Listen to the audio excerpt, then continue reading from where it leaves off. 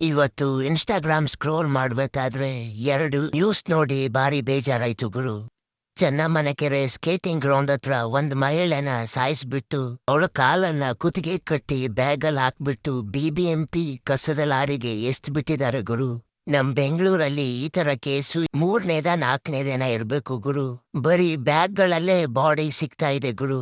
ಇನ್ನೊಂದ್ ಕಡೆ ಕೋಲಾರದ ಬನ್ನೇರ್ಘಟ್ಟದಲ್ಲಿ 9 ಜಿಂಕೆ ಮತ್ತೆ ಒಂದು ಕಾಡಂದಿನ ಸಾಯಿಸ್ಬಿಟ್ಟು ಅದರ ಮಾಂಸ ಮತ್ತೆ ಚರ್ಮನ ಕಾರಲ್ಲಿ ತಕೊಂಡೋಗ್ತಾ ಇರ್ಬೇಕಾದ್ರೆ ಪೊಲೀಸರ ಕೈಗೆ ಸಿಕ್ಕ ಬಿದ್ದಿದ್ದಾರೆ ಗುರು.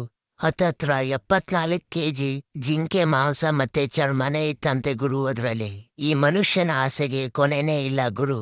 ದುಡ್ಡಿನ ಆಸೆಗೋಸ್ಕರ ಆ ಮೂಕ ಪ್ರಾಣಿನ ಜೀವಾನೇ ತೆಗೆದ್ಬಿಟ್ರು ಗುರು ಇವ್ರು. ಮೊದ್ಲೇ ಕೆಲವು ಕಾಡು ಪ್ರಾಣಿಗಳು ಅಳಿವಿನ ಅಂಚಿನಲ್ಲಿದ್ದಾವೆ. ಇವರು ಇದೇ ತರ ಪ್ರಾಣಿ ಹಿಂಸೆನ ಮಾಡ್ತಾ ಇದ್ರೆ ಅಳಿವಿನಂಚಿನಲ್ಲಿರುವಂತ ಪ್ರಾಣಿಗಳ ಸಂತತಿನೇ ನಾಶ ಮಾಡ್ಬಿಡ್ತಾರೆ ಗುರು. ಈ ತರ ಪ್ರಾಣಿ ಹಿಂಸೆ ಮಾಡೋರಿಗೆ ಸರಿಯಾದ ಶಿಕ್ಷೆ ಆಗ್ಬೇಕು ಗುರು. ಈ ಕಲಿಯುಗದಲ್ಲಿ ಕೆಟ್ಟ ಕೆಲ್ಸನೇ ಜಾಸ್ತಿ ಆಗ್ತಾ ಇದೆ ಗುರು.